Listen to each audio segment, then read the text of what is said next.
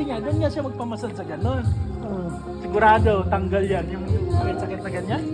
Naalala ko na nakainom kami, nagpamassage kami sa sa PRC. Hindi mo namin Ako, PRC. 1 hour lang yun eh. Sa PRC pa. Sa PRC, naku. Lahat ng mga nagmamassage dun, unprofessional. Pagka kung minamassage na ako, nakatulog ako. Tapos, Wala na. Pagising na, baliktad na yung brief mo. Pagising mo, ano na yung pinaling na yung patunog na nagano. Minassage ba ako nito? Pero, sir, finish na po.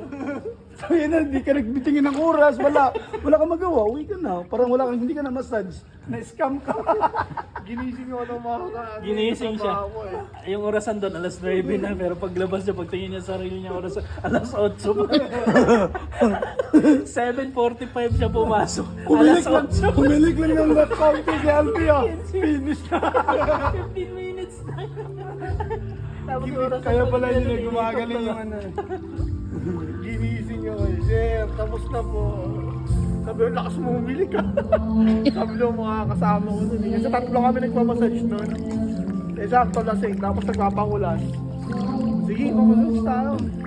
Eh, ang sarap ng massage. Sabi ko, sarap tinanong pa kayo. Sarap na ba? Mild o hard? Sabi ko, yung mild lang para ano.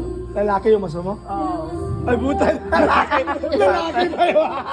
Patay tayo din.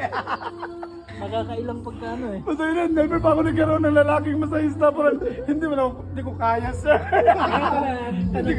Tanong sa kanya, ano? Hard or mild? Ay, doon ka sa babae.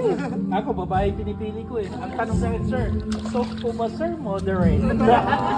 Ano po ba yun? Susupin pa po ba natin? Or moderation na? Yung pala yun.